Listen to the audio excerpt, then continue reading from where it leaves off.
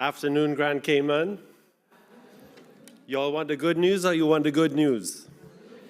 The good news is I'm the last speaker. The other good news is that I'm not going to talk for long. Isn't that great? I want to say to all of you that it continues to be my absolute privilege to be here. I've spoken at every single one of these conferences, and I'm part of the Alexander era.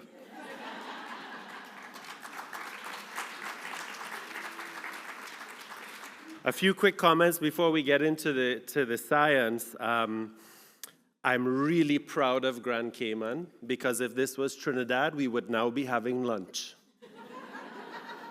So you're only about 20 minutes behind schedule, which is wonderful. The second thing is in the current US administration, you all might have heard on the news that DEI is dead in the US, but DEI is not dead in Cayman, because I would never have thought that by the 13th conference, we would be actually talking about erections in a women's cancer conference. So DEI is most definitely alive and well in Grand Cayman. And I applaud the organizers and those that chose the subjects, because this is not a topic that is easy, and it is for women to take home to their husbands, because as we know, women are the primary caregivers of the entire family, including their husbands. So I'm going to talk to you about what's going on in the screening world of gynecologic cancer. I've kind of taken this talk from an editorial point of view, because there is so much going on in the world of screening and so many advances that we could be here until tomorrow. So what I've chosen to do is just to editorialize for you, and I'm using that word really in its truest sense, to kind of let you know some of my thoughts as a gynecologic oncologist about what's hot and new and what's going on, to give you a little bit of a flavor of where we're going.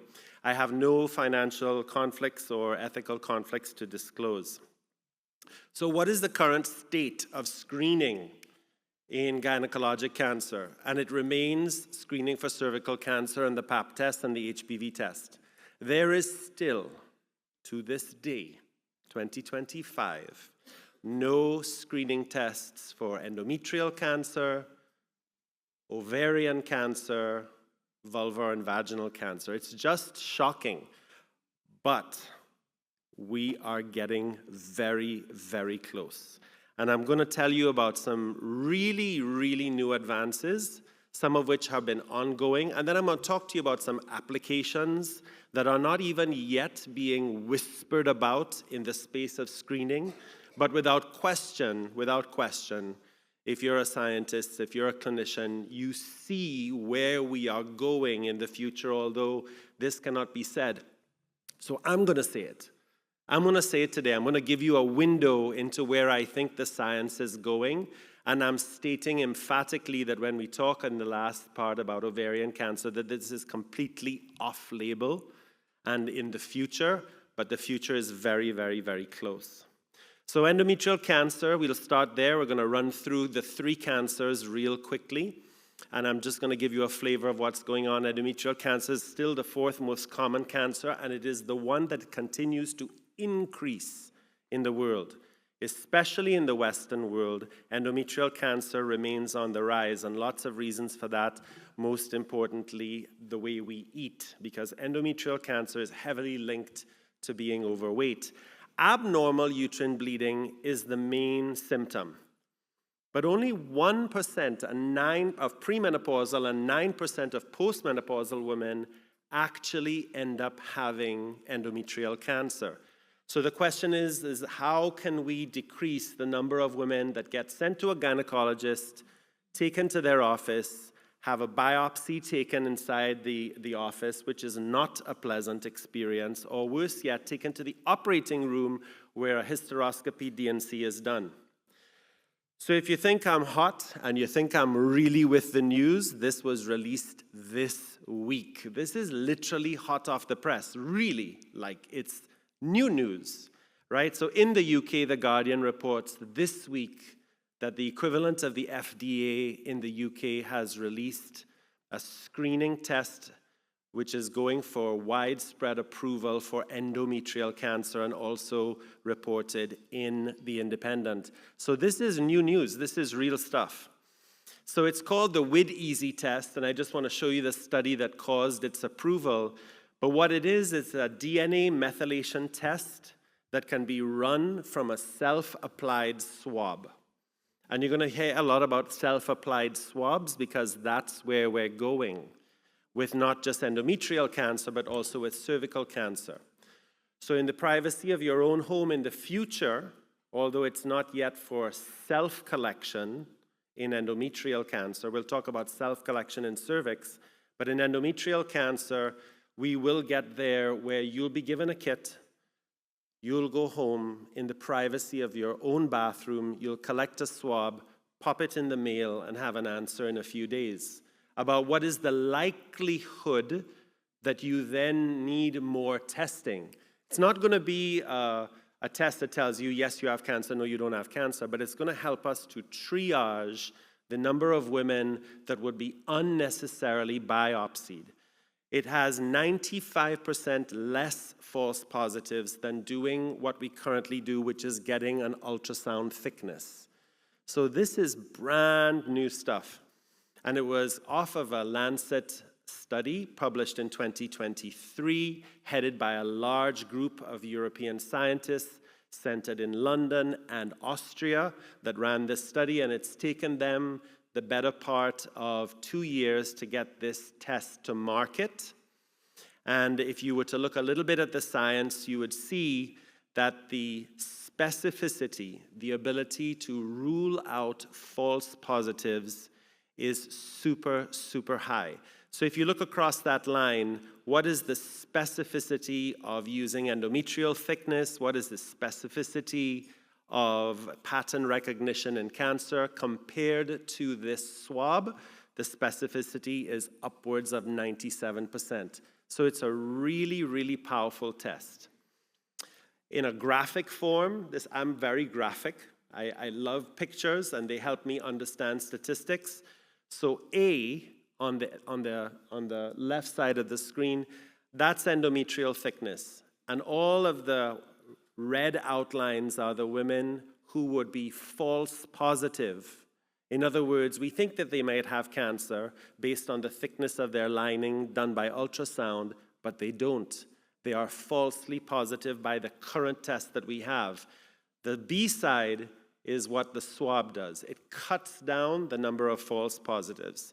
So this is really, really great stuff, and I think that this will be a way of triaging women with abnormal uterine bleeding, the main warning sign of a possible endometrial cancer in the future. Let's switch to cervix, marching down the road. 1, 2, 3, cervix is 2. Cervical cancer remains the biggest cancer killer worldwide of women. Mostly cervical cancer kills women in developing countries, poorer countries where access to screening and access to care is low. So in developed countries like Grand Cayman and the Western world, we don't see so many deaths from cervical cancer, but cervical cancer globally is a huge killer. And importantly, an easy reminder, cervical cancer is the only cancer in humanity that can be eliminated by primary preventive strategies.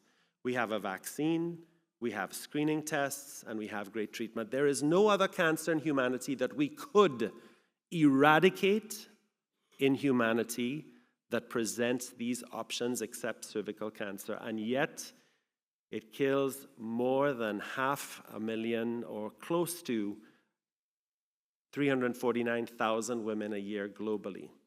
And still, in the United States and the most developed places, we see deaths from cervical cancer.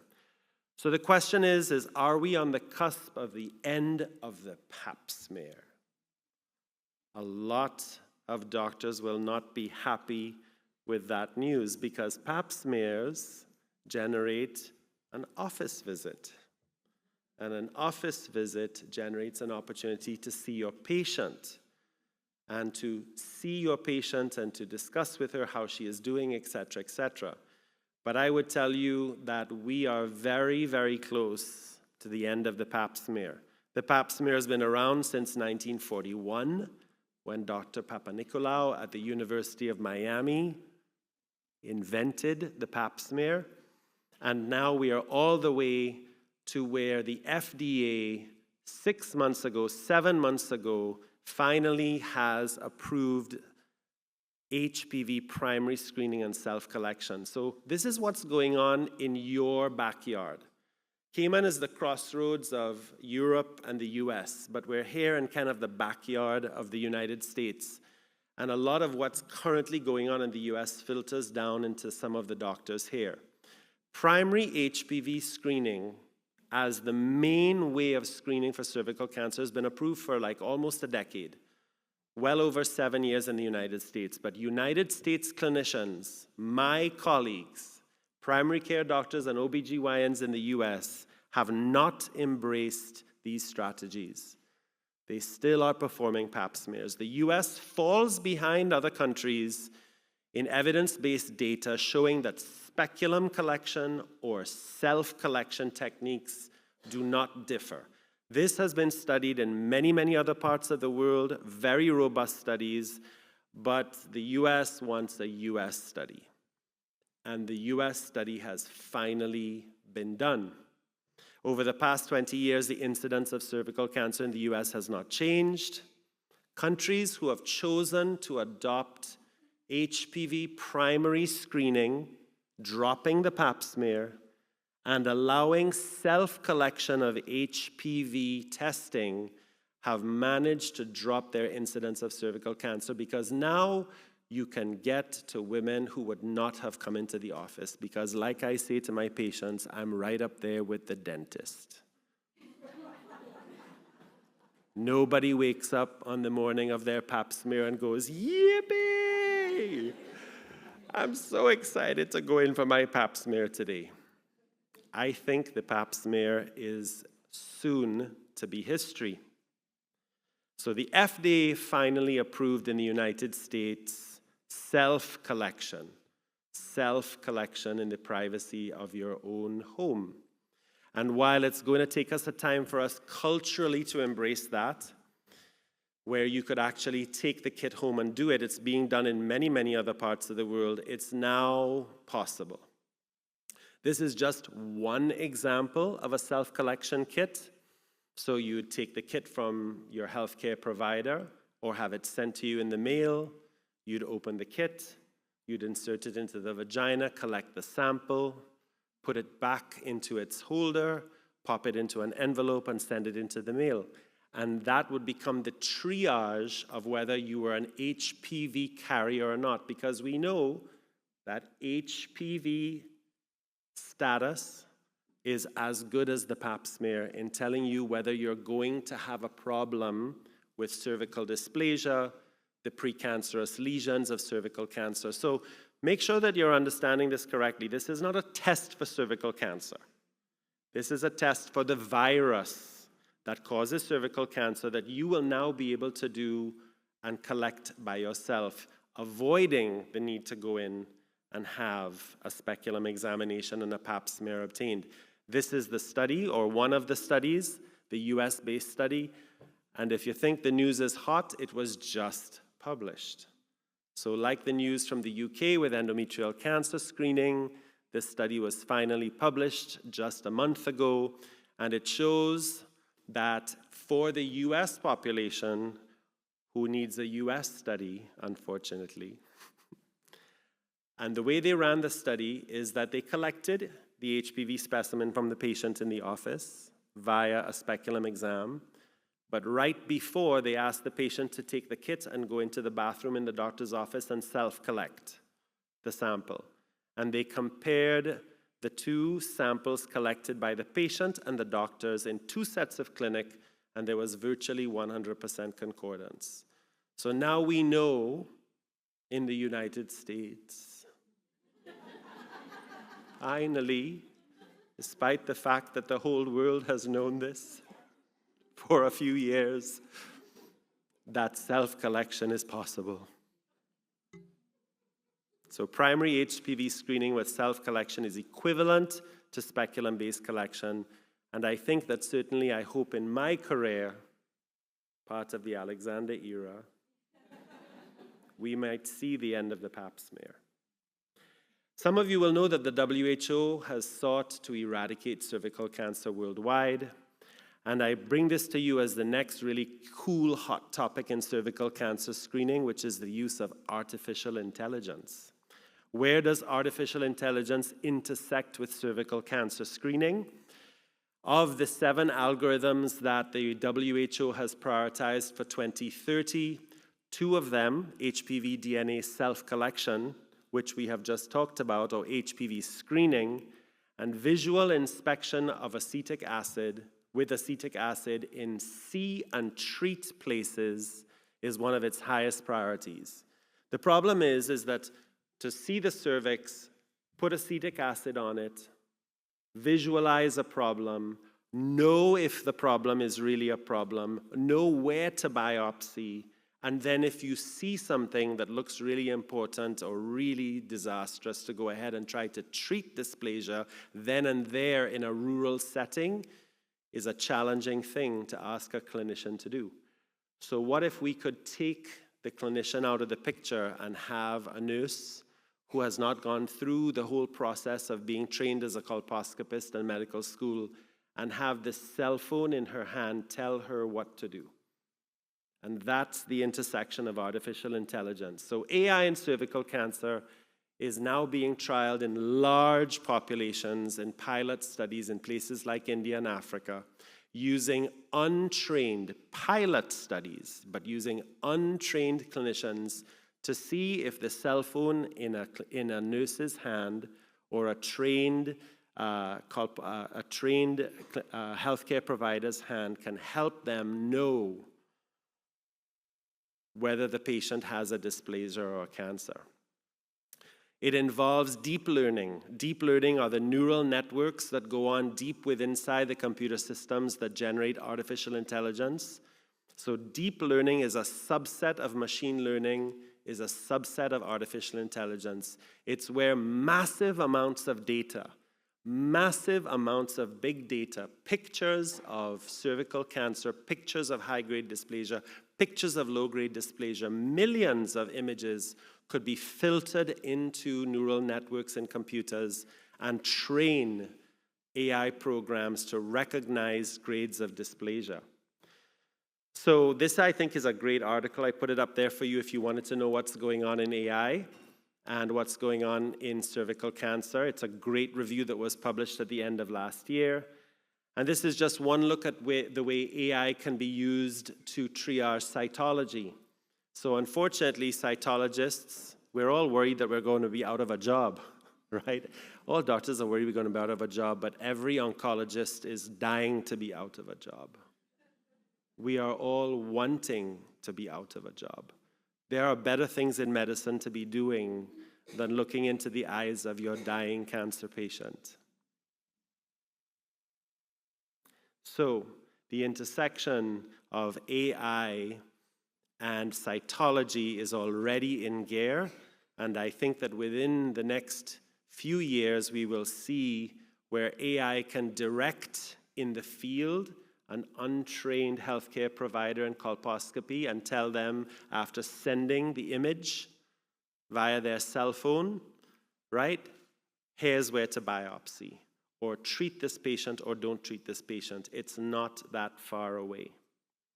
A huge pilot study, really well done in India, has already piloted this in the hands of unskilled providers, and it has shown really, really robust data.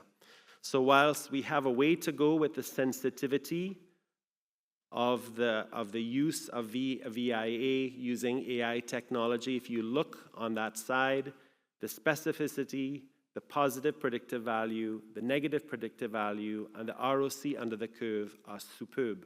So we are on our way. We are getting there. And this means that maybe not in Cayman, for those of us that take care of patients in Cayman. But in very rural places in the world, we will have a much better chance of saving people from cervical cancer. Last but not least, ovarian cancer. Often diagnosed at advanced stage, very, very difficult to detect because ovarian cancer whispers. Vague abdominal bloating, vague changes in bowel habits, feeling strange when you eat, and these are all the symptoms of being human beings. And women just put it off and put it off. Why? Because they're taking care of everybody else. Everybody else. The husband with the erection problem. Everybody else but themselves.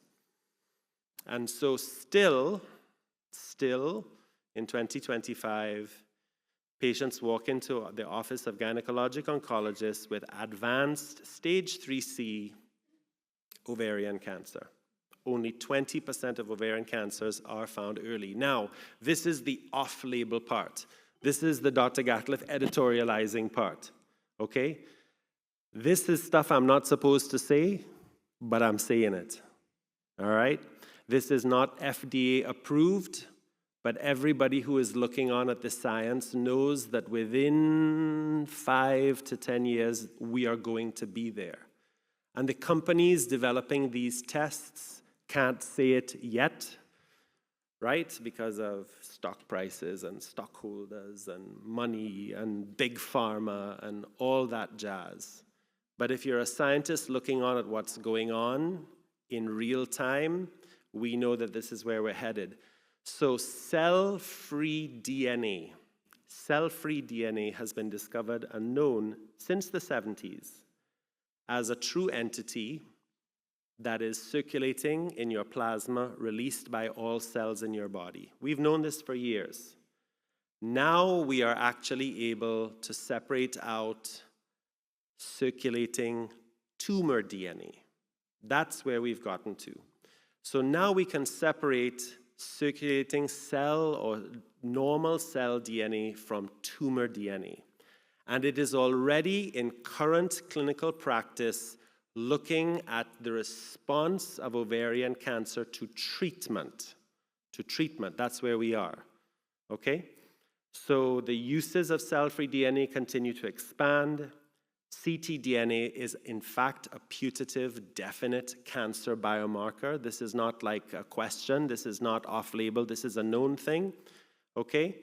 And we are able now to talk about molecular residual disease. That's a new term in oncology. Molecular residual disease is where we can tell when somebody's CA125, their biomarker that we have used for generations, or their PET scan or their CAT scan are all negative, they could still have molecular residual disease. We're looking at the molecular level. And we can now tell, after somebody has finished treatment, if their ctDNA level goes to 0, they're in not just a clinical remission, but they're in a molecular remission, right? So you see where this is going. If we could start screening people for ctDNA when they are high risk, or when they present with symptoms, we could apply the same technology currently being applied by this company called Natera. This is now at market. This is being used by gynecologic oncologists every day, but we are just learning how to use it. We are just learning how to apply a Signatera sample to our patients. So when I have a cancer patient now who is on maintenance, an ovarian cancer patient on maintenance, and she starts having side effects of that maintenance, the PARP inhibitor pill that she's taking, she said, Dr. Gatcliffe, I want to come off this. I really want to come off this. I say, you know what we're going to do? Let's check a Signatera profile on you. And if she still has circulating tumor DNA, I tell her, whole strain. We're not there yet. But then if she has 0 circulating tumor DNA, I feel very comfortable letting her come off of maintenance treatment. So we are talking about things at the molecular level. It was based on a study published in 2022. It took them 2 years to get the test to market. And it shows that ctDNA accurately, which are the little purple balls on the left side graph, accurately and earlier predicted response to treatment and resolution of disease than the current modalities that we have, which are CT, CAT scans, CA-125. And those that were found at some point in their treatment to have 0 ctDNA, those were the survivors.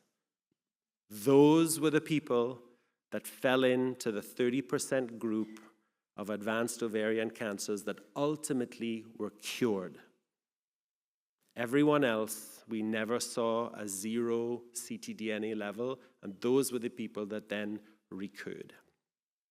So the application that I'm not supposed to talk about is when will we start using ctDNA for screening and detection? And it's going to come. It's going to come. It's been 15 years that I've had the honor of taking care of patients from Cayman. It's been almost 2 years since my practice here on the island has started, and it is my continued honor to be part of the Alexandra era. Thank you all.